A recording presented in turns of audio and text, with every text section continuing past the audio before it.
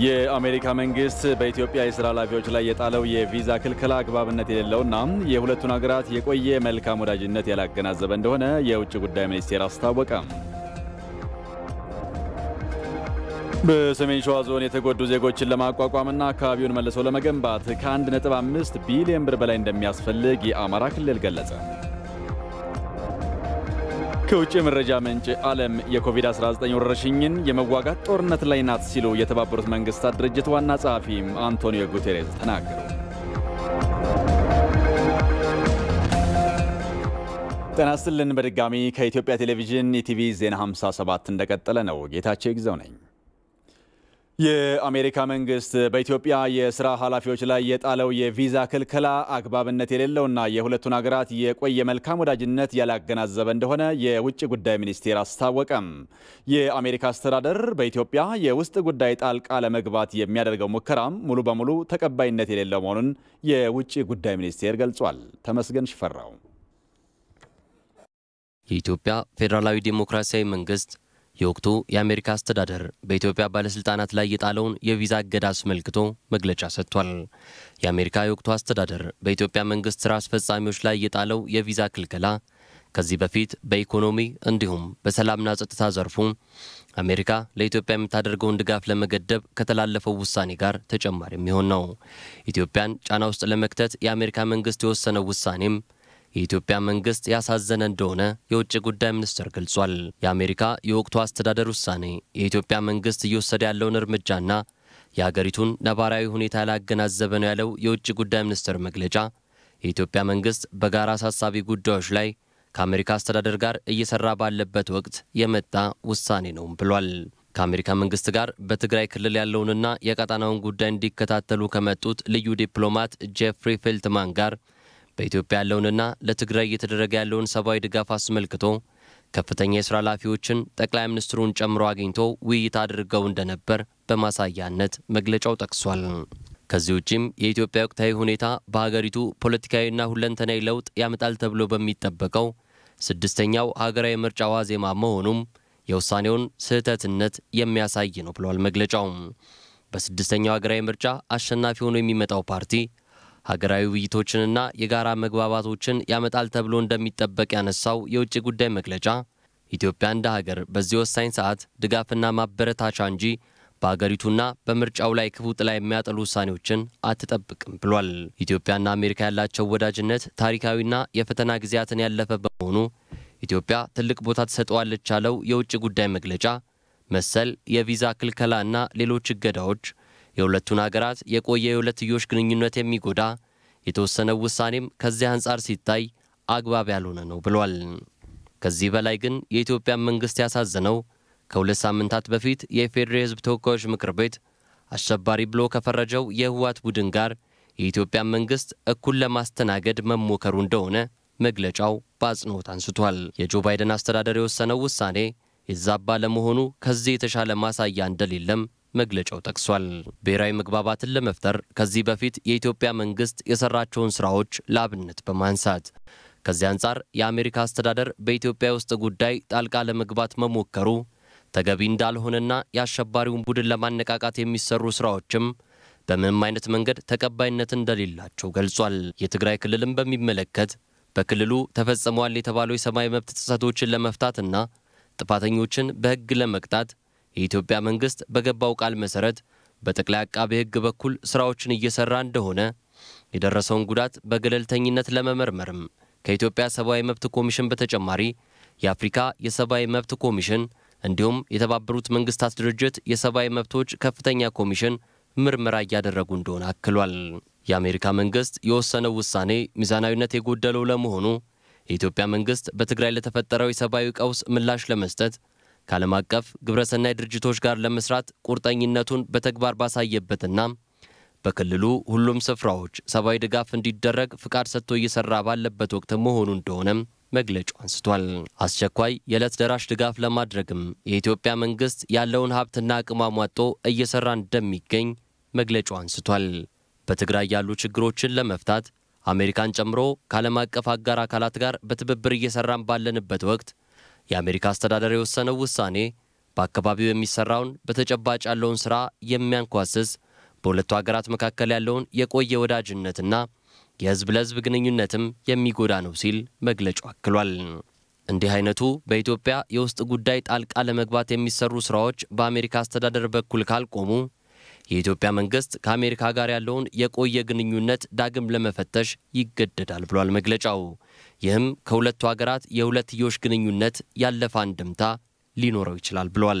የኢትዮጵያ መንግስት አሳዛኝ ባለው የአሜሪካ አስተዳደር ውሳኔ ተስፋ እንደማይቆርጥ ያስታወቀ ሲሆን አሁን ያሉ ችግሮችን በመቅረፍ ኢትዮጵያን ወደ ተሻለ ሰላምና ብልጽግና እንድታመራ የሚያደርገውን ጥረት አጠናክሮ እንደሚቀጥል አረጋግጧል። ያለ ጥርጥር ከፊታችን ያለው ተግባር አስቸጋሪ ነው ያለው የውጭ ጉዳይ መግለጫ በኢትዮጵያውያን የተባበረ ክንድና አንድነት እናልፈዋለን፣ የበለጸገች ኢትዮጵያንም ለልጆቻችን እናወርሳለን ሲል መግለጫውን ደምድሟል። ጠቅላይ ሚኒስትር አብይ አህመድ የኢትዮጵያ ደረጃዎች ባለስልጣን የከተማ ግብርናን ለማሳደግ በአዲሱ ቅጥር ግቢ ውስጥ የሚያከናውነውን ስራ ጎብኝተዋል። የኢትዮጵያ ደረጃዎች ባለስልጣን የከተማ ግብርናን ለማሳደግ በአዲሱ ቅጥር ግቢ ውስጥ በሚያከናውነው ስራም እጅግ ተደንቄያለሁ ሲሉ ገልጸዋል። ጠቅላይ ሚኒስትሩ በተቋሙ የተዘጋጀውን የቀጥተኛ እርሻ ናሙና ሌሎች ተቋማትና ቤተሰቦችን ቢጠቀሙበት በከተማ ግብርና የምግብ ዋስትናን ለማረጋገጥ እንደሚያግዝ የገለጹት ጠቅላይ ሚኒስትሩ ከተሞቻችን ቢያንስ በከፊል ራሳቸውን መመገብ አለባቸው ሲሉም በማህበራዊ ድረገጻቸው ላይ መልእክታቸውን አስፍረዋል። በመንግስት ኃላፊነት ላይ ያሉ ሰዎች ለህብረተሰቡ ምሳሌ መሆን እንደሚገባቸው ፕሬዝዳንት ሳህለወርቅ ዘውዴ አሳሰቡ። የፌዴራል የሥነ ምግባርና የጸረ ሙስና ኮሚሽን የተመሰረተበትን 20ኛ ዓመት እያከበረ ይገኛል። ተስፋዬ ለሜሳም ተጨማሪ አለው። በኢትዮጵያ ምንም እንኳን የሚፈጸሙ የሙስና ወንጀሎች እየቀነሱ ባይሆንም ባለፉት 20 ዓመታት ግን ህብረተሰቡ የሙስና ወንጀሎችን አይቶና ሰምቶ ከማለፍ ይልቅ በይገባኛል ባይነት በማጋለጥ በመጠቆምና አስፈላጊውን ምስክርነት በመስጠት ረገድ ለውጥ መምጣቱን የፌዴራል ስነ ምግባርና የጸረ ሙስና ኮሚሽን አስታውቋል። ትኩረት ለትውልድ ስነ ምግባር ግንባታ በሚል መሪ ሐሳብ ኮሚሽኑ የተመሰረተበትን 20ኛ ዓመት እያከበረ ይገኛል። የፌዴራል ስነ ምግባርና የጸረ ሙስና ኮሚሽን ኮሚሽነር ጸጋ አራጌ በኢትዮጵያ ከዚህ ቀደም የሙስና ጥሰቶች ከመፈጸማቸው አስቀድሞ የመከላከል ስራዎች ባለመሰራታቸው ተቋሙ የሚፈለገውን ውጤት ማምጣት አለመቻሉን ገልጸዋል። አስቀድሞ ከመከላከሉ ይልቅ በስርቆትና በማጭበርበር ተሰማርተዋል ተብሎ የሚገመቱትና የሚጠረጠሩትን ግለሰቦች በሙስና ወንጀል የመጠቆም የመመርመርና የመክሰስ ስራው ከስነ ምግባር ግንባታውና ከሙስና መከላከል ስራው በመቅደም የራሱ የተቋሙም ስራ ይሁን የህብረተሰብ ተሳትፏዊ እንቅስቃሴ በመመርመርና በመከሰስ ላይ ያነጣጠረ በመሆኑ ምክንያት በስነ ምግባር ግንባታውና በመከላከሉ ዙሪያ የሚሰራው ስራ ተፈላጊውን ውጤት አስገኝቷል ተብሎ ሊወሰድ አይችልም። ኢትዮጵያ አሁን ካለችበት የሙስና ወንጀሎች ለመውጣት በቀጣይ ዜጋ ተኮር የሞራል እሴቶችን የሚያጠናክሩ ፖሊሲዎች መዘጋጀታቸውን የጠቀሱት ኮሚሽነሩ ሙስናን ቀድሞ የመከላከል ተግባርም ዋነኛው የትኩረት አቅጣጫ መሆኑን አብራርተዋል። አሁን ካለንበት አዙሪት ለመውጣትና ለመላቀቅ መሰረታዊ አቅጣጫ ዜጋ ተኮር የሆነ የስነ ምግባርና የሞራል እሴቶች ለመገንባት መሰረታዊ የአመለካከት ለውጥ የሚያመጣና የሞራል ልዕልናን ከፍ የሚያደርግ በስራ መተማመንን የሚፈጥር ስራ መስራት ይጠበቅብናል። ሌላው ሁለተኛው አቅጣጫ የስርቆትና የማጭበርበር ስራ ከመሰራቱ በፊት ምንም ወጪ የማይጠይቀውና ማመንና መወሰን ብቻ የሚጠይቀውን አስቀድሞ የመከላከል ስራ መስራት የውጤታማነትን ከፍታ በማረጋገጥ አስተማማኝ የመከላከል አቅም መገንባት ሊታለፍ የማይገባው ቁልፍ ጉዳይ ነው። በሀገር አቀፍ ደረጃ ሙስናን ለመዋጋት ባለፉት 20 ዓመታት በተደረገው ትግል አስተዋጽኦ ላበረከቱ የፍትህና የትምህርት ተቋማት፣ ጋዜጠኞች፣ የሕክምና ባለሙያዎችና በስነ ምግባራቸው የተመሰከረላቸው ግለሰቦች እውቅና ተሰጥቷቸዋል። ፕሬዝዳንት ሳህለወርቅ ዘውዴ በኢትዮጵያ ሙስናን ለመዋጋት በመንግስት የሥራ ኃላፊነት ላይ ያሉ ሰዎች ለህብረተሰቡ ምሳሌ መሆን እንደሚገባቸው አሳስበዋል። ሙስና ነቀርሳ ነው፣ ካንሰር ነው። በጊዜ ካላጠፋ ነው በየቦታው በየደረጃው ነው የሚሰራጨው። ማጣፊያው ሊያጥረን ይችላል። ለዚህ ደግሞ ምሳሌ መሆን ያለብን በኃላፊነት እርከን ላይ የተቀመጥን ሰዎች ነን። በሚብለጨለጨው ሳንታለል ያለ አግባብ ምንም አይነት ስጦታ ሆነ ድጋፍ ሳንቀበል በአግባቡ የመጣም ከሆነ አሳውቀን አስመዝግበን ተጠያቂነትን አጎልብተን ከተገኘን ነው ህግና ስርዓት እንዲከበር በሙሉ አቅም ልንሰማራ የምንችለው። ይህንን ሁሉ የሚገዛ የአሰራር ስርዓት መዘርጋት ደግሞ ቀዳሚ ተግባር ነው። በአገራችን ሲባል እንሰማለን አይደለም? ሲሾም ያልበላ ሲሻር ይቆጨዋል የሚባለው። ይህ አባባል ምን ያህል ከኛ ርቋል ብለንም ማየት አለብን። በጥሬ ገንዘብና በአይነት ከሚገለጹ ሙስና በላይ በዘመድ በጎሳ በዘር በምን በሰፈርተኛነት የሚሰራ ሙስና በስራ ላይም ሆነ በሌሎች ቅን አገልጋዮች ሞራል ላይ ሊፈጥር የሚችለው ተጽዕኖ በምንድን ነው የሚለካው? ለነዚህና መሰል ጥያቄዎች ግልጽ የሆነ መልስ ያስፈልጋል። ዓለም አቀፉ ትራንስፓረንሲ ኢንተርናሽናል ተቋም ባለፈው ዓመት ይፋ ባደረገው የዓለም ሀገራት የሙስና ደረጃ መሰረት ኢትዮጵያ ከ180 የዓለም ሀገራት ውስጥ 94ኛ ደረጃ ላይ እንደምትገኝ አመልክቷል።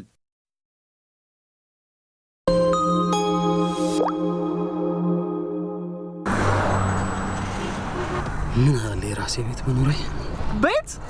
በዚህ ጊዜ ምን አይነት ቤት አታስቡ?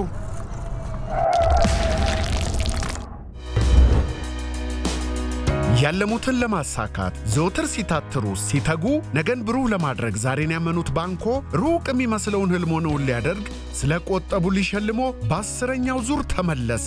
ላለፉት 9 ዓመታት ብዙዎችን ባለድል ያደረገው የኢትዮጵያ ንግድ ባንክ በ10ኛው ዙር ይቆጥቡ ይሸለሙ ፕሮግራም ዳግመኛ እድለኞችን በሽልማት ሊያንበሸብሽ ተዘጋጅቷል። 2 ዘመናዊ አፓርትመንት ቤቶች፣ 10 የቤት አውቶሞቢሎች፣ 30 ባለ 3 እግር ተሽከርካሪዎች፣ 30 ላፕቶፖች እርሶን ይጠብቃሉ።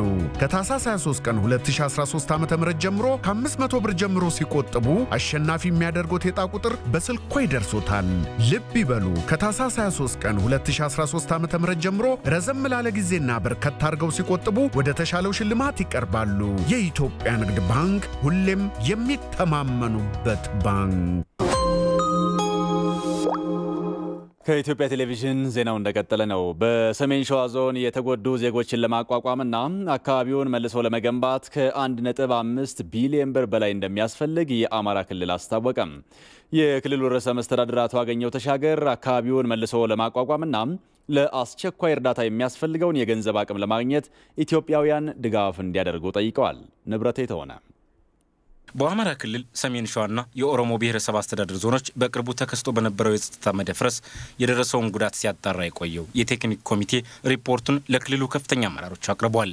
ኮሚቴው በመጀመሪያ ዙር ሪፖርቱ በሰሜን ሸዋ ዞን 3 ወረዳዎች የደረሰውን ጉዳት ነው በዝርዝር ያቀረበው። በዞኑ 3 ወረዳዎች በነበረው የጸጥታ መደፍረስ 281 ዜጎች መሞታቸውንም የቴክኒክ ኮሚቴው በሪፖርቱ አመላክቷል። 281 ሰዎች ህይወታቸው አልፏል። እነዚህ ውስጥ እንግዲህ አብዛኞቹ ምናልባት አንድ ሰው ይመስለኛል እንጂ ሌሎቹ ሁሉ በጀርባቸው ቤተሰብ ያላቸውና የቤተሰብ መሪዎች ናቸው። በተመሳሳይ መልኩ 197 ሰዎች የመቁሰል አደጋ ደርሶባቸዋል። ከቤት ንብረታቸው ተፈናቅለው ድጋፍ ጠባቂ የሆኑ ዜጎችም በሺዎች የሚቆጠሩ ስለመሆናቸው በሪፖርቱ ተጠቅሷል። 246818 ሰዎች ከዚህ ውስጥ ደግሞ ወደ 104000 በላይ ሴቶች ድጋፍ ለመንግስትና ለመንግስታዊ ላልሆኑ ድጋፍ እጃቸውን እንዲዘርጉ አድርጓል። በተወሰነ ደረጃም ቢሆን ማለት ነው። በተመሳሳይ መልኩ 9661 ሰዎች ተፈናቅለው ቤት አልባ ሆነዋል። ከ23000 በላይ ዜጎችን ተጠቃሚ የሚያደርጉ 6 የንጹህ መጠጥ ውሃ መስመሮችም በችግር ወቅት ከጥቅም ውጭ መሆናቸውን በሪፖርቱ ላይ ተመላክቷል። የጸጥታ ችግሩ በደረሰበት ወቅት በሺዎች የሚቆጠሩ መኖሪያ ቤቶችም መቃጠላቸውን የቴክኒክ ኮሚቴው ባቀረበው ሪፖርቱ ጠቁሟል። የ1609 ቤተሰብ መሪዎች ሀብት የሆነ 3073 መኖሪያ ቤቶች ተቃጥለዋል፣ ፈርሰዋል፣ ወድመዋል። ከዚህ ውስጥ የአጣዬ 1529 ቤቶች ናቸው። የአጣዬ ብቻ ማለት ነው 1529 ቤቶች መኖሪያ ቤቶች የተቃጠሉና የፈረሱ ናቸው አጠቃላይ ማለት ነው። በሸዋሮቢት ከተማ 187 ዋና ቤትና ሰርቪሶችም አሉ። ሌሎቹ ደግሞ በሌሎቹ የገጠር ወረዳዎቹ ያሉ ቤቶች ናቸው። ከ10 ትምህርት ቤቶች 4 የወደሙ ሲሆን በ7 ትምህርት ቤቶች የትምህርት ቁሳቁሶች እንደተዘረፉም ተነግሯል። የጤና ተቋማትም ከፍተኛ ጉዳት እንደደረሰባቸው የቴክኒክ ኮሚቴው አሳውቋል። 582 የአርሶ አደር እንስሳት እንደተዘረፉና የግብርና መሰረተ ልማቶች ላይም ጉዳት መድረሱን ነው በሪፖርቱ የቀረበው። የደረሰውን ከፍተኛ ውድመት ተከትሎ አስቸኳይና ዘላቂ የመልሶ ማቋቋም ድጋፎችን ለማድረግም ከ1.5 ቢሊዮን ብር በላይ ያስፈልጋል ተብሏል። አስቸኳይ ጊዜ ምላሽ እቅድ የተያዘው በገንዘብ ደረጃ ወደ 354 ሚሊዮን ለመልሶ ማቋቋም 1.1 ቢሊዮን ብር ያስፈልጋል። የአማራ ክልል ርዕሰ መስተዳደር አቶ አገኘሁ ተሻገር አካባቢውን መልሶ ለማቋቋምና ለአስቸኳይ ጊዜ ድጋፍ የሚያስፈልገውን ገንዘብ ለማግኘት ኢትዮጵያውያን ድጋፍ እንዲያደርጉ ጥሪ አቅርበዋል። በመላው ሀገራችንና በመላው ክልላችን የሚኖሩ ባለሀብቶችና ሀገር ወዳድ ወገኖች በክልላችን የተከሰተውን በሁሉም አካባቢ የተከሰተውን ችግር ያለምንም መሰልቸት ለመደገፍ እያደረጉት ያለውን ጥረት በክልሉ መንግስትና በህዝቡ ስም ምስጋና ማቅረብ ፈልጋለሁ። ቀጣይም ድጋፋችሁ እንዳይለየን እንፈልጋለን። ርዕሰ መስተዳድሩ አቶ አገኘሁ የመጠለያና የምግብ ችግር ያለባቸውን ቅድሚያ በመስጠት አካባቢውን መልሶ ለመገንባት ክልሉ ጥረት ያደርጋል ብለዋል። ፀሐይ ላይ ዛፍ ስር ያለን ሰው ከሰው ቤት የተጠጋን ሰው እንዴት ይኖርባት ከነበረው ቦታ ቤት እንቀልስለት፣ ቤት ሊቀልስበት የሚችለው ማቴሪያል እንዴት እናደርስለት፣ እዛዎች አርሶ አደር እንዴት ወደ እርሻ ስራ እናስገባው፣ በምን ሞዳሊቲ ነው አርሶ አደር ወደ እርሻ ስራ እናስገባው።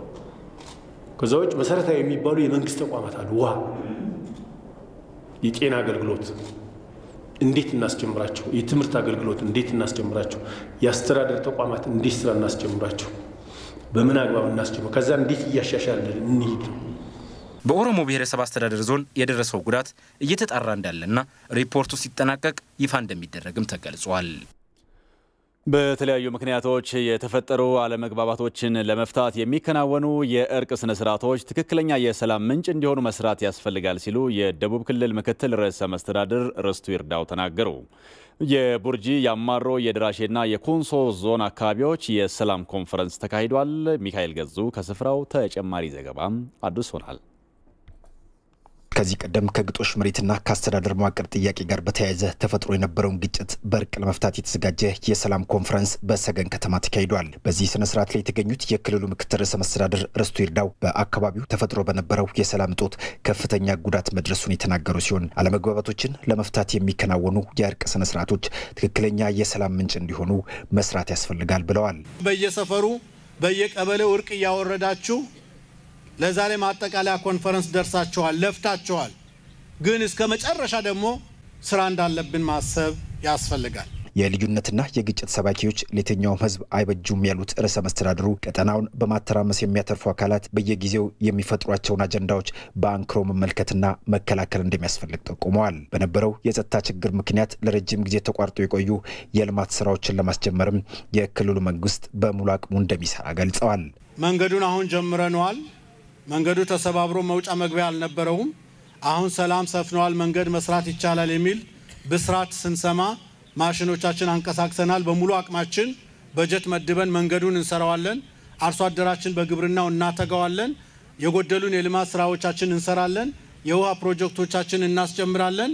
መጪው ጊዜ የአብሮነት፣ የብልጽግና፣ የልማት እጅ ለእጅ ተያይዘን ወንድማማችነትን የምናጸናበት ጊዜ ይሆናል። በምክትል ርዕሰ መስተዳድር ማዕረግ የክልሉ ሰላምና ጸጥታ ቢሮ ኃላፊ አቶ አለማየሁ ቦዲ በቀጣይ የተገኘውን ሰላም ዘላቂነት ማረጋገጥና በችግሩ ምክንያት የተጎዱ ዜጎች መደበኛ ህይወት እንዲመሩ ማስቻል የጸጥታው ዘርፍ የትኩረት መስክ ይሆናል ብለዋል። በህግና ስርዓት ዜጎች እንዲኖሩ የህግ ማስከበርና አጠናክሮ የማስቀጠል ስራ ይከናወናል። አብዛኛው ከአራቱም መዋቅሮች ተፈናቃይ ወደ ቀየው ተመልሷል። ቀሪ ጥቂት ተፈናቃዮችን የማስመለስና ወደ ቀየው የተመለሰው አብዛኛው ቤቱና ንብረቱ የወደመ በመሆኑ ህዝብና መንግስት በጋራ በመሆን በነቃ ተሳትፎ የማቋቋም ስራው ተጠናክሮ የሚቀጥል ይሆናል። በችግር ውስጥ ሆነው ባሳለፏቸው ጊዜያት በብርቱ መፈተናቸውን የሚያነሱት የየአካባቢዎቹ የባህል አባቶችና ሽማግሌዎች አሁን የተገኘው ውጤት መሰረት እንዲይዝ የሁሉም ተሳትፎ አስፈላጊ መሆኑን ጠቁመዋል። አሁን እርቀ ሰላሙ እኛ በእኛ ጥረት በህብረተሰቡ ተቀባይነት የሰላም አስፈላጊነት አምኖ ተቀብሎ ይሄው ዛሬ ላይ እርሻዎች በሙሉ ታርሰው ለምልመው ይታያሉ። ሰውም ለየት ባለ መልኩ በተረጋጋ ሁኔታ ላይ አለ። ስለዚህ በዚህ ዘላቂ ሰላም እንዲኖር የሁሉም ጥረትና ልባዊ ፍላጎት ወደ ሰላም መንገድ መሮጥ ሰላም ከሰማይ አይወርድም ከምድርም አይበቅልም ከራሳችን ከእጃችን ከአይምሮአችን ከልባችን ይዘን ሰላምን ማስቀጠል ወሳኝነት አለው። ከአንድ ቀበሌ ወደ 20 ሰው ነው እዚህ መጣ ነው ማለት ነው። በተመሳሳይ በዚህ ኤሪያ ላይ ከሁሉም ቀበሌ ውስጥ እንደዚህ 20 ሰው መጥቷል። እነኛ 21 ሆነን እዚህ በሰላም ዙሪያ ተዋይተን ተነጋግረን አንድ ሆነን ነው የምንወጣው። ከወጣን ታች ያለው ህብረተሰባችን አሳምነን ወደ ሰላም እናመጣለን። በመቀጠል ገበያው አንድ ጋር እንዲቆም እናደርጋለን። እንደ ወንፈል በልክ እርሻም ሆነ ማንኛውም ሰው አንድ ላይ እንዲሰራ ህዝቡ እንዲሰራ እናደርጋለን። ከዚሁ ጋር በተያያዘ በአካባቢው ተፈጥሮ የቆየውን ችግር ሁሉንም የህብረተሰብ ክፍል ባሳተፈ መንገድ ለመፍታት በነበረው ጥረት ውስጥ በሰላም ሚኒስቴር በበጎ ፍቃድ በማህበረሰብ አገልግሎት ሰልጥነው ከተለያዩ የሀገሪቱ ክፍሎች ወደዚሁ ስፍራ የተመደቡ ወጣቶች ጉልህ ሚና እንደነበራቸው ተገልጸዋል። ድሬዳዋ ከተማ ነው መንግስት ባወጣው በብሔራዊ በጎ ፍቃድ ፕሮግራም መሰረት ዲላ ዩኒቨርሲቲ ላይ ሰልጥኜ ተመርቄ እንደ እድል ኮንሶን የደረሰኝ በደረስኩበት ቦታም ጥሩ አቀባበል ተደርጎልናል። የሰላም ስራዎች ላይ ህብረተሰቦችን በማገዝ ምናምን ያገለግልን ያለ ነው። መጀመሪያ ይሄ ነገር የሚሆን አልመሰለንም ነበር፣ ግን በተግባር ወርደን ስናይ እውነቱ እንደዚህ በተግባር ወርደን ስናይ በትክክልም ተሰርቶ ውጤቱን አየነው እና አንዳንድ አይሉ ህዝቦች የሚያጋጭ ህዝቡ ማል በጣም ፍቅር አለ። አንዳንድ የሚያጋጩ የፖለቲካ አጀንዳ ሌላ አጀንዳ ያላቸው አሉ። እነሱን ከማሉ ማህበረሰቡ አውጥቶ እርስ በርስ ሲነጋገር ይኸው በፍቅር እያያችሁ ነው። የሰላም እርቅ ፕሮግራሙ በጣም ውጤታማና ጥሩ ስራ ከውስጥ መሰረት ጀምሮ የሰራ መሆኑን በአይኔ አይቼዋለሁ። ሌሎችም እንደኛው አይነት ሌላ ወጣቶችም በበጎ ፍቃድ የተሰማሩበት ቦታ ካለ እንደዚህ አይነት አካባቢ ካላቸው ውስጥ ገብተው ከማህበረሰቡ ጋር አብረው ሰርተው እንደዚህ ሰርተው እንዲያሳዩን ጠይቃለሁ። ከሰሜን ወሎ ዳውንት ወረዳ ነው የመጣሁት። በሰላም ሚኒስቴር አማካኝነት ስመጣ 2 ወር ሆኖኛል እና ይሄን ነገር ህብረተሰቡ ጋር ወርደን ስንሰራ እነኚህ ነገሮች እንዴት መስተካከል እንዳለባቸው ያለውን ነገር ከስራ ባልደረቦች ጋር እየሞከርን ነበር። በዚች ታይም ህብረተሰቡ እኔ ከዚህ በላይ እንደዚህ አልጠበኩም ነበር። የእርቁ ስነ ስርዓት የማህበረሰቡ ፍቅር አገናኛኝት በፊት ያላቸውን ፍቅር ነው የሚገልጽልኝ። በኢትዮጵያ የቴሌኮም ዘርፍ ውስጥ የውጭ ኩባንያ እንዲገባ የተደረገበት ሂደት ጥንቃቄ የተሞላበት ግልጽና አሳታፊ እንደነበረ የገንዘብ ሚኒስትሩ አቶ አህመድ ሽዴ ገለጹ። ሚኒስትሩ ከኢቲቪ ጋር በነበራቸው ቆይታ የተገኘው ውጤትም ሀገሪቱ ወደ ብልጽግና የምታደርገውን ጉዞ የሚያፋጥንና ሁሉንም ዜጎች ተጠቃሚ የሚያደርግ መሆኑን ተናግረዋል። ጥበቡ ይርዳው መንግስት የኢትዮጵያን የቴሌኮም ዘርፍ ለውጭ ኩባንያዎች ክፍት ለማድረግ ባሳለፈው ውሳኔ መሰረት ዓለም አቀፍ ጥምረት ለኢትዮጵያ በሚል የተቋቋመውና ታዋቂ ዓለም አቀፍ ኩባንያዎችን ያሰባሰበው ኩባንያ ጨረታውን ማሸነፉ ይታወሳል። በጉዳዩ ላይ ለኢቲቪ ተጨማሪ ማብራሪያ የሰጡት የገንዘብ ሚኒስትሩ አቶ አህመድ ሽዴ እንዳሉት የጨረታ ሂደቱ ግልጽና አሳታፊ ነበር። ይሄ እንግዲህ ትልቅ የሀገር እና የህዝብ ሀብት ከመሆኑ አንፃር አንደኛ እጅግ በጣም ትራንስፓረንት በሆነ መልኩ ነው የተመራው። ከሙስና በጸዳ ከተለያዩ ጥቅማ ጥቅም በጸዳ መልኩ በጥንቃቄ ነው የተመራው። እንዲሁም በጣም አሳታፊ በሆነ መልኩ ነው የተመራው። እንዲሁም በክቡር ጠቅላይ ሚኒስትሩ የሚመሩ የተለያዩ መድረኮችም ነበሩ። ከኢትዮጵያ ፖለቲካ ፓርቲዎች ጋር ከተለያዩ የህብረተሰብ ተወካዮች ጋር ውይይቶች ተደርገዋል። ውድድሩን በማሸነፍ በዘርፉ ግዙፍ መዋዕለ ንዋይ ለማፍሰስ ወደ ኢትዮጵያ የመጣው የትላልቅ ኩባንያዎች ጥምረትም ሀገሪቱን የሚመጥን አቅም እንዳለው ሚኒስትሩ ተናግረዋል። እነዚህ በዓለም ላይ ቁጥር 1 የሚባል ግዙፍ የቴሌፎን ኩባንያዎች ናቸው። አንድ ላይ በመታየበት ጊዜ በተናጠለም ግዙፍ ናቸው። አንድ ላይ ደግሞ አቅማቸውን ሲያስተባብሩ እጅግ በጣም ግዙፍ ናቸው። እንግዲህ $850 ሚሊዮን ነው የመጀመሪያ ክፍያ ለሰርቲፊኬቱ የሚከፍሉን ማለት ነው። ይሄ አሁን በዓለም ባለው የገበያ ዋጋ በመታየበት ጊዜ የተሻለ የሚባል ነው። በተለይ የሞባይል ባንኪንግ አሁንም አልተፈቀደላቸውም። የኢንዲፔንደንት የቴሌኮም ኢንፍራስትራክቸር የታወሮቹ ማለት ነው የሚገነቡ ኩባንያዎችም አልተፈቀደም። በዚህ ሁኔታ ይሄን ያህል ጠቀም ያለ ገንዘብ መገኘቱ እጅግ በጣም ከፍተኛ ስኬታማ ነው ማለት ይቻላል። ሁኔታው ለሀገሪቱ ዘርፈ ብዙ ጥቅሞችን ያስገኛል ያሉት ሚኒስትሩ አቶ አህመድ ስምምነቱ በሳተላይት ቴክኖሎጂ ጭምር የተደገፈ አገልግሎትን ያጠቃልላል ብለዋል። አጠቃላይ ወደ $8 ቢሊዮን በ10 ዓመት ውስጥ ኢንቨስት ያደርጋል የኩባንያ። እንዲሁም ወደ 1.5 እስከ 1.7 ሚሊዮን የስራ ዕድል ይፈጥራል። ይሄ የስራ ዕድል እንግዲህ ቋሚና ክህሎት ላይ የተመሰረተ ሙያ ማለት ነው። ሙያ ነክ ነው የሚሆነው። ስኪልፉል ሌበር በስፋት የሚፈጠርበት ሁኔታ ነው የሚኖረው። ይሄ እንግዲህ እጅግ በጣም ለኢኮኖሚያችን በጣም ከፍተኛ የሆነ እድገት ምንጭ ይሆናል። በመጀመሪያው የ4G ቴክኖሎጂ ነው የሚያለማው። 2G 3G ሳይሆን ቀጥታ 4G ነው የሚጀምረው። እንዲሁም በአጭር ጊዜ ደግሞ እስከ 5G ቴክኖሎጂ አገልግሎት ይሰጣል።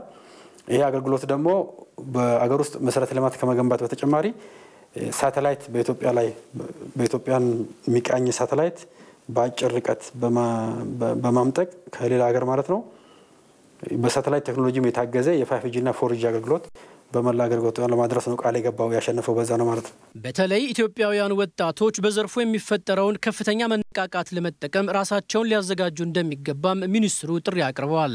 በተለይ እነዚህ ኩባንያዎች በስፋት ኢኮኖሚ ውስጥ በሚገቡበት ጊዜ ወጣት ስራ ፈጣሪዎች የሀገራችን ወጣት ስራ ፈጣሪዎች ላይ በጣም ከፍተኛ አቅም ነው ይፈጥረው።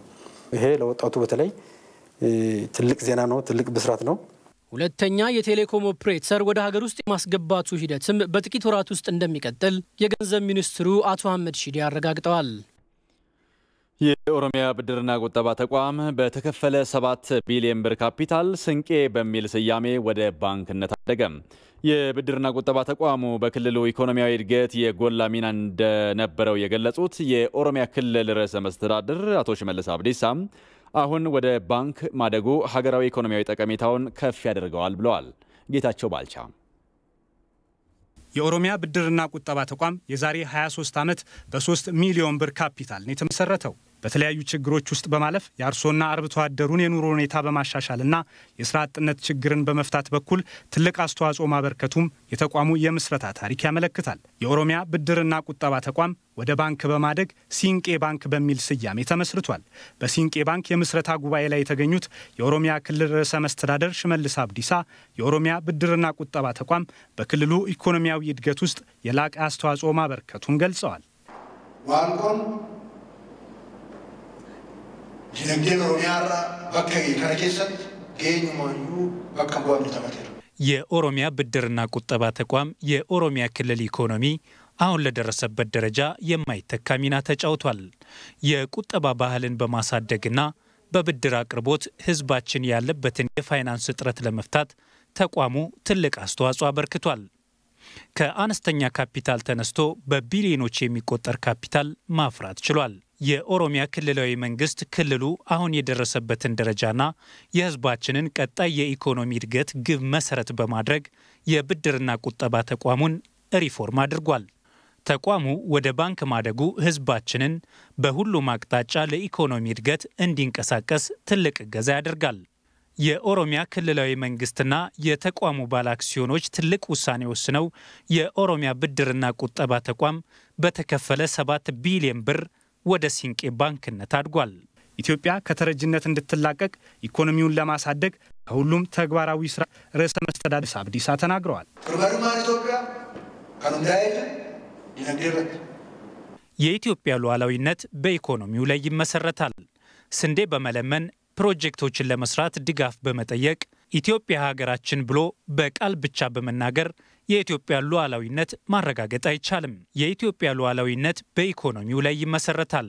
የኢትዮጵያ ሉዓላዊነት ማረጋገጥ የሚቻለው ለፍቶ በመስራትና ሀብት በመፍጠር ነው። ኢትዮጵያ ለሌሎች እንዳትንበረከክና አንገቷን ቀና አድርጋ የህዝቦቿ ፍላጎት እንዲሳካ ኢኮኖሚውን ማሳደግ ላይ መስራት ይገባናል። የኦሮሚያ ብድርና ቁጠባ ተቋም ወደ ባንክ ማደጉ ድህነትን ለማሸነፍ እንደ ሀገር የሚደረገውን ጥረት ያግዛል ብለዋል የኢፌዴሪ የቀድሞ ፕሬዝዳንትና ተቋሙን በቦርድ ሰብሳቢነት ያገለገሉት ዶክተር ሙላቱ ተሾመ። ካዮኒ ሊቄፊ ቁሰኖ ጀኔ ከናምን ይሄስ ተጃጅሉ ዳፍ የኦሮሚያ ብድርና ቁጠባ ተቋምን ስንመሰርት ድሃውን ህብረተሰብ ለማገልገልና ህዝባችንን ከድህነት ለማውጣት ነው። አሁንም የሲንቄ ባንክ መመስረት ትልቅ አቅም የሚፈጥር ነው። ለግብርናው ዘርፍ ፋይናንስ በማድረግ ወደ ሜካናይዜሽን ለመሸጋገር የሚያግዝ ነው። ንግድንም በዘመናዊ መንገድ ለመስራት የሲንቄ ባንክ ትልቅ አቅም እንደሚፈጥር ጽኑ እምነት አለኝ። ከ5፣ 10 እና 20 ዓመታት በኋላ ከዚህ የበለጠ እድገት ላይ እንድንደርስና ኢትዮጵያ እንድትበለጽግ እጅ ለእጅ ተያይዘን በጋራ እንስራ። የኦሮሚያ ብድርና ቁጠባ ተቋም በተከፈለ 7 ቢሊዮን ብር ካፒታል ወደ ሲንቄ ባንክ ማደጉን የባንኩ ዋና ስራ አስፈጻሚ አቶ ዘውዴ ተፈራ ገልጸዋል። በባንክ ኢንዱስትሪ ሆኖ በማያውቀው መልኩ በትልቅ ካፒታል ወደ ስራ ገብቷል። ማለትም በ15 ቢሊዮን ሰብስክራይብ የሆነ ካፒታል ወይም የተሸጠ ሼር 7 ቢሊዮን የተከፈለ በጥሬ ገንዘብ የተከፈለ ካፒታል ይዞ ወደ ስራ ለመቀላቀል ዛሬ ጀነራል አሰምብሊውን የባለሀብቶችን ባለቤቶችን ዋና ጉባኤ ያካሂደዋል ማለት ነው። ለሲንቄ ባንክ ዋና መስሪያ ቤት በ400 ሚሊዮን ብር ወጪ በአዲስ አበባ ከተማ ለሚገነባው ህንጻም የኦሮሚያ ክልል ርዕሰ መስተዳድር ሽመልስ አብዲሳ የመሰረት ድንጋይ አስቀምጠዋል። የከፍተኛ ትምህርት ተቋማት በሀገሪቱ የሚከሰቱ ችግሮችን ተጨባጭ መንስኤ በምርምር በማጥራት መፍትሄ መጠቆም ሚናቸው ሊወጡ እንደሚገባ ተገለጸም። በአዲስ አበባ ዩኒቨርሲቲ ምርምር ለሰላምና ለሀገር ግንባታ በሚል መሪ ቃል የሚከናወን ዓመታዊ የምርምር ሳምንት ተከፍቷል። ፋሲካ ያሌው በሀገሪቱ ከፍተኛ የትምህርት ተቋማት ካሏቸው ተልእኮች አንዱ የሆነው የጥናትና ምርምር ማከናወን ተግባር በተለይም ተጨባጭና ችግር ፈቺ ምርምሮችን ከማከናወን አንጻር በርካታ ስራዎች እንደሚጠበቁ ነው የሚነገረው። በዚህም የአዲስ አበባ ዩኒቨርሲቲ ባዘጋጀው ዓመታዊ የምርምር ሳምንት በዚህ ጉዳይ ላይ ትኩረቱን በማድረግ ምርምር ለሰላምና ለሀገር ግንባታ በሚል መሪ ቃል ማከናወን ጀምሯል። የአዲስ አበባ ዩኒቨርሲቲ በምርምርና ቴክኖሎጂ ሽግግር የሚያደርገው አስተዋጽኦ ከፍተኛ መሆኑን የገለጹት የሳይንስና ከፍተኛ ትምህርት ሚኒስትር ዴኤታ ዶክተር ሙሉ ነጋ በተለይም ሀገራዊ አስተዋጽኦ ያላቸው ጉዳዮች ላይ ትኩረት በማድረግ ዩኒቨርሲቲው እያከናወነ የሚገኘው ተግባር ወቅታዊና አስፈላጊ መሆኑን ተናግረዋል። ምርምር በጣም አስፈላጊ ነው። በራሱ ግን በቂ አይደለም። ምርምር በቂ የሚሆነው ከምርምር የሚገኙ ውጤቶች በተለይ የፈጠራ ውጤቶች የቴክኖሎጂ ውጤቶች መሸጋገር ሲችሉ ነው። አዲስ አበባ ዩኒቨርሲቲ እንደ አንድ የምርምር ዩኒቨርሲቲ በሳይንስ በቴክኖሎጂ በስነሰብ በማህበረሰብ ሳይንስና በሌሎችም ተጓዳኝ መስኮች የሚያደርገውን የጥናትና የምርምር ስራዎች አጠናክሮ መቀጠል እንደ አንጋፋና የተደራጀ ተቋም የማስተባበር ስራ በመስራት ከሌሎች አገራዊ አህጉራዊና ዓለም አቀፋዊ የከፍተኛ ትምህርት ተቋማት ጋር በጥምረት መንቀሳቀስ ይጠበቅበታል። በሀገሪቱ የከፍተኛ ትምህርት ተቋማት ቁጥር ከቅርብ ጊዜ ወዲህ እየጨመረ ቢመጣም ብቁ የሰው ኃይል ከማፍራት አንጻር ክፍተቶች እንደሚታዩ የገለጹት የአዲስ አበባ ዩኒቨርሲቲ ፕሬዝዳንት ፕሮፌሰር ጣሰው ወልደሃና ከዚህ አንጻር ችግሩን ለማቅለል ዩኒቨርሲቲው የበኩሉን ሚና ለመወጣት እየተንቀሳቀሰ መሆኑን ተናግረዋል። የመንግስትም ሆነ የግል ዘርፍ ብቁ የሰው ኃይል ለመቅጠር ችግር እየገጠማቸው መሆኑንና ተመራቂ ተማሪዎችም ራሳቸውን ሸጠው ወደ ስራ ዓለም ለመሰማራት የሚያስችላቸው የክህሎት ክፍተት ችግር መሆኑ መቆየቱ ይገለጻል። የአዲስ አበባ ዩኒቨርሲቲ የሙያ ማበልጸጊያ ማዕከል ተልእኮ በሙያ በማልጸጊያ ወይም ወደ ስራ ዓለም የሚደረገውን ራዕይ ተኮር ጉዞ በፍላጎት ላይ የተመሰረተ ችግር ፈቺ ጥናትና ምርምር ስራዎችን በማበረታታት የምክር አገልግሎት በመስጠት የተቀናጀ ሰፊ የአቅም ግንባታ ስልጠና፣ የግንዛቤ ፈጠራ፣ የተሞክሮ ልውውጥና መሰል ስራዎችን በማከናወን በየዓመቱ በዩኒቨርሲቲ ተመራቂ ተማሪዎች በስራ ዓለም የሚኖራቸውን ተወዳዳሪነት እድል የሚያሳድጉ ምቹ ሁኔታዎችን በመፍጠር ላይ ይገኛል።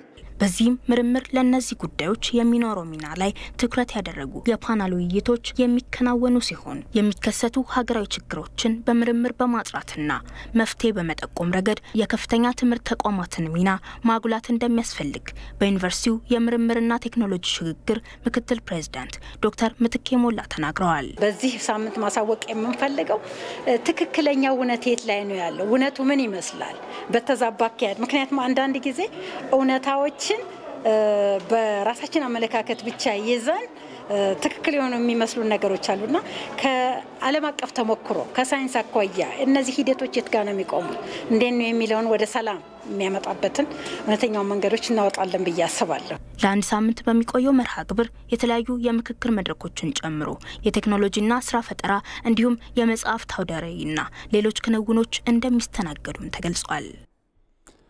ኢትዮጵያ በዓለም አቀፉ የመረጃ መረብ ደህንነት ስብሰባ ላይ አፍሪካውያን ፖሊሲ አውጪዎች የመረጃ መረብ ደህንነት ላይ በትብብር እንዲሰሩ ጠየቀች። 10ኛው ዓለም አቀፍ የመረጃ መረብ ደህንነት ስብሰባ አፍሪካ 2021 በበይነ መረብ እየተካሄደ ይገኛል። ስብሰባው በመረጃ መረብ ደህንነትና የዲጂታል ጠላፊዎች ላይ ትኩረቱን አድርገውም እየመከረ ነው። የአፍሪካን የመረጃ መረብ ደህንነት ሁኔታ ያብራሩት የኢኖቬሽንና የቴክኖሎጂ ሚኒስትር ዴኤታው ዶክተር አህመዲን መሐመድ አፍሪካ በበይነ መረብ ግንኙነት ተደራሽነት ዝቅተኛ ደረጃ ላይ ብትሆንም በመረጃ መረብ መንታፊዎች በአመት እስከ 3.5 ቢሊዮን ዶላር እንደምታጣ ተናግረዋል። ከሰሃራ በታች ባሉ ሀገራት በ469 ሚሊዮን ገደማ የሞባይል መጠቀሚያዎች 456.3 ቢሊዮን ዶላር የገንዘብ ዝውውር እንደሚፈጸም ያብራሩት ሚኒስትር ዴኤታው እያደገ የመጣው የሞባይል የገንዘብ ዝውውር የመረጃ መረብ መንታፊዎች አይን ውስጥ እንዲገባ አድርጎታል ብለዋል። አብዛኞቹ የአፍሪካ ሀገራት ድርጅቶች የመረጃ መረብ ደህንነታቸው የተጠበቀ እንዳልሆነና የፖሊሲ አውጪዎች በትኩረትና በትብብር ሊሰሩ እንደሚገባም ተናግረዋል። የበይነ መረብ ግንኙነት እየጨመረ መምጣት፣ በመረጃ መረብ ደህንነት ላይ በቂ ግንዛቤ አለመኖር፣ ዝቅተኛ የዲጂታል እውቀት፣ የመረጃ መረብ ጥበቃ ባለሙያ እጥረት፣ ፍቃድ የሌላቸው ሶፍትዌሮችን መጠቀም የአፍሪካን የመረጃ መረብ ለመንታፊዎች እንዲጋለጥ እንዳደረገውም ተገልጿል።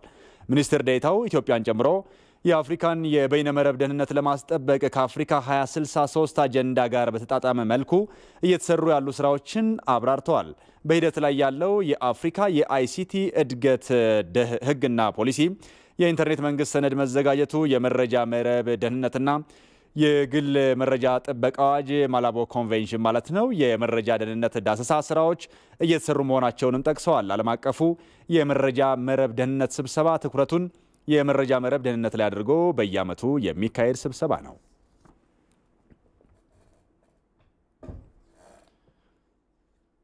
በመጪው የክረምት ወቅት መደበኛና ከመደበኛ በላይ የሆነ ዝናብ ሊኖር እንደሚችል የብሔራዊ ሜቴሮሎጂ ኤጀንሲ አስታወቀም። የሰሜንና ሰሜን ምስራቅ የምዕራብና የደቡብ ምዕራብ የሀገሪቱ አካባቢዎች መደበኛና ከመደበኛ በላይ የሆነ ዝናብ እንደሚኖራቸው ተገልጿል። የምስራቅ መካከለኛውና የደቡብ ደጋማ አካባቢዎች በአብዛኛው መደበኛ ዝናብ እንደሚኖራቸውም ተጠቁሟል።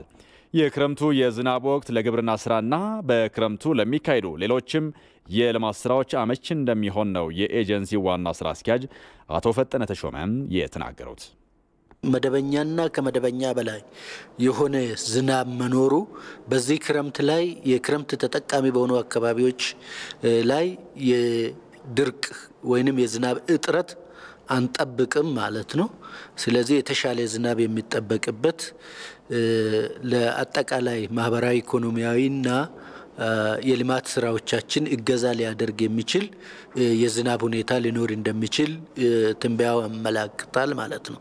ስለዚህ ይህንን ትንበያ መሰረት በማድረግ የዘርፉ የተለያዩ ሴክተሮች የግብርና፣ የውሃ፣ የጤና፣ የአደጋ መከላከል ሴክተሮች ዝግጅት ማድረግ ያስፈልጋል።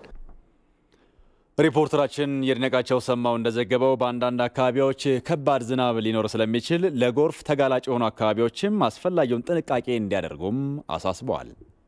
የጎርፍ ተጋላጭ በሆኑ አካባቢዎች ላይ የውሃ ፍሰቶችን ማስተካከል፣ በከተሞች ዝግጅት ማድረግ፣ የቦይ የመሳሰሉት የሰዎችን አሰፋፈር የማስተካከልና በእርሻ ማሳ ላይ ደግሞ ውሃ እንዳይተኛ አስፈላጊውን በግብርና ሚኒስቴር የሚሰጠውን ባለሙያዎች የሚሰጠውን ምክረ ሀሳብ በመቀበል ተግባራዊ ማድረግ ያስፈልጋል ማለት ነው። ከውጭ መረጃ ምንጭ የአሜሪካ የውጭ ጉዳይ ሚኒስትር አንቶኒ ብሊንከን ወደ መካከለኛው ምስራቅ ሊያመሩን ነው። ብሊንከን ወደ መካከለኛው ምስራቅ የሚያመሩት በእስራኤልና ሐማስ መካከል ተኩስ አቁም ከተደረገ በኋላ ነው። ይሁንና የእስራኤል ፖሊስ እስራኤላውያንን ባላቅሳ መስጊድ እንዲዘልቁ አጅቦ መጓዙን ተከትሎ ከትናንት እሁድ ጀምሮ ውጥረት ተከስቷል። ይህ ተከትሎ ዛሬ ከዋሽንግተን እንደሚነሱ የተነገረላቸው የአንቶኒ ብሊንከን ጉዞ በእስራኤል ዌስት ባንክ፣ ዮርዳኖስና ግብጽ የአጭር ጊዜ ጉብኝት እንደሚያደርጉም ተገልጿል። ይህ የአንቶኒ ብሊንከን ጉዞ ለ11 ቀናት በተካሄደው የጋዛው ግጭት ዙሪያ የፕሬዝዳንት ጆ ባይደን አስተዳደር በጉዳዩ ላይ የሚያደርጉት ከፍተኛው ምክክር ይሆናል ተብሎ መነገሩን የዘገበው አልጀዚራ ነው። ዓለም የኮቪድ-19 ወረርሽኝን የመዋጋት ጦርነት ላይ ናት ሲሉ የተባበሩት መንግስታት ድርጅት ዋና ጸሐፊ አንቶኒዮ ጉተሬዝ ተናገሩ። በቫይረሱ እስካሁን ድረስ 3.4 ሚሊዮን ሰዎች ሕይወታቸውን አጥተዋል ተብሏል። ይመራደም ከተለያዩ የመረጃ ምንጮች ያጠናቀረውን ዘገባ እንደሚከተለው ያቀርበዋል። የኮሮና ቫይረስ ወረርሽኝ ለዓለም ፈተና ሆኖ ብቅ ካለ አንድ ዓመት ከግማሽ አስቆጥሯል። በዓለም ዙሪያ የጤናው ዘርፍ አደገኛው ወረርሽኝ ሆኖ የዘለቀው ይው የኮሮና ቫይረስ ታዲያ ከኢኮኖሚ እስከ ማህበራዊ ድረስ የዓለምን ምስቅልቅል ዘርፈ ብዙ አድርጎባታል። በወረርሽኙ 3.4 ሚሊዮን ሰዎች ሕይወታቸውን አጥተዋል ያሉት የተባበሩት መንግስታት ድርጅት ዋና ጸሐፊ አንቶኒዮ ጉተሬዝ በአሁኑ ወቅት የዓለም ሀገራት ቫይረሱን የመዋጋት ጦርነት ላይ መሆናቸውን ተግባራዊ እንዲያደርጉም በዓለም ጤና ድርጅት ዓመታዊ የመክፈቻ ጉባኤ ባስተላለፉት መልእክት ጥሪ አቅርበዋል። የኮሮና ቫይረስ ወረርሽኝ ያስከተለው መዘዝም የሱናሚ ማዕበል የመሰለ ጭንቀትንም ፈጥሯል ሲሉ አመላክተዋል። ቫይረሱ ወደ ዓለም ብቅ ካለበት የፈረንጆቹ 2019 ጀምሮ እስካሁን ድረስ 500 ሚሊዮን የሥራ ዕድሎችን ዘግቷልም ነው የተባለው። ወረርሽኙ ዓለምን ሊጎዳ የሚችለው ከዚህ በላይ ሊሆን እንደሚችልም አንቶኒዮ ጉተሬዝ ስጋታቸውን ገልጸዋል። በአሁኑ ወቅት ደግሞ ሀብታም ሀገራት አብዛኞቹን ዜጎቻቸውን የክትባቱ ተጠቃሚ ያደረጉበትና የኢኮኖሚ እንቅስቃሴያቸውን የጀመሩበት ሲሆን በሌላ በኩል ደግሞ የኮሮና ቫይረስ ወረርሽኙ በታዳጊ ሀገራት ላይ ስር የሰደደ ቀውስ እያስከተለም ስለመሆኑ ጠቅሰዋል። የኮሮና ቫይረስ ወረርሽኝ አንድን ሀገር በአንድ ጊዜ የሚያጠቃ አይደለም የሚሉት የተባበሩት መንግስታት ድርጅት ዋና ጸሐፊው ዓለም ወረርሽኙን የመዋጋት ጦርነት ላይ በመሆኗ ወረርሽኙን የማሸነፊያ መሳሪያ የሆነውን የኢኮኖሚ ዘርፍ ማነቃቃት ይገባታል ብለዋል። ዋና ጸሐፊው አንቶኒዮ ጉተሬዝ የኮሮና ቫይረስ መከላከያ ክትባት በብዛት እንዲመረት ሀገራት ግብረ ኃይል አቋቁመው በጋራ እንዲሰሩበት ባለፈው ሳምንት ለቡድን 20 አባል ሀገራት ጥሪ አቅርበዋል። ግብረ ኃይሉም በብዛት የተመረተውን የቫይረሱ መከላከያ ክትባት በዓለም ላይ ፍትሐዊ ስርጭት እንዲኖር የሚያደርግ ነው ተብሏል።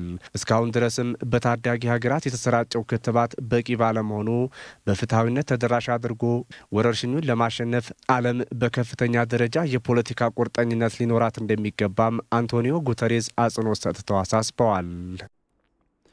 ወደ ሀገር ውስጥ ጉዳይ ስንመለስ ደግሞ ኢትዮጵያም ሀሳብን በነጻነት የመግለጽና የፕሬስ ነጻነት መከበር የማይናወጥ አቋም ያላት መሆኑን የኢትዮጵያ መገናኛ ብዙሃን ባለስልጣን ዛሬ ባወጣው መግለጫ አስታወቀ።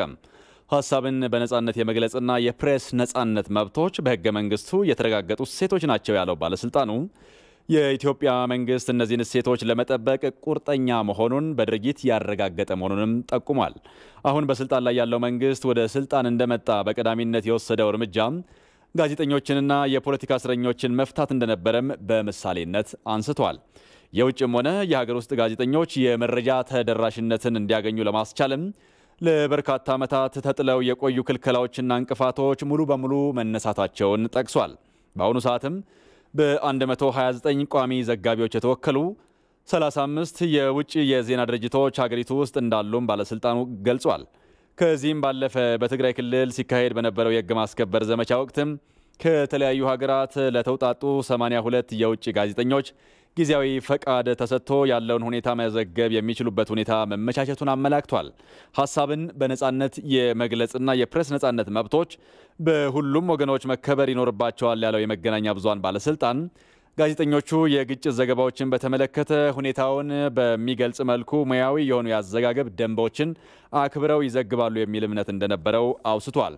በየትኛውም ዓለም እንደሚደረገው ሁሉ ወታደራዊ ዘመቻ በሚካሄድባቸው አካባቢዎች ገደብ እንደሚጣል በመግለጽም ፍቃድ የተሰጣቸው የውጭ ዘጋቢዎችም ይህንን እውነት አክብረውና ጠብቀው ይሰራሉ ተብሎ እንደሚጠበቅም ገልጿል። ይህ ሳይሆን ቀርቶ የሕግ ጥሰት ሲያጋጥም በየትኛውም የዓለም ክፍል እንደሚደረገው ሁሉ ባለስልጣኑ ሕግን የማስከበር ኃላፊነቱን የመወጣት ግዴታ እንዳለበትም አስገንዝቧል። በዚሁ አግባብ ዓለም አቀፍ ተሞክሮን በመከተል በትብብር ለመስራትና ለዘጋቢዎች በተቻለ መጠን ሁኔታዎችን ለማመቻቸት ዝግጁ መሆኑን ባለስልጣኑ አመላክቷል።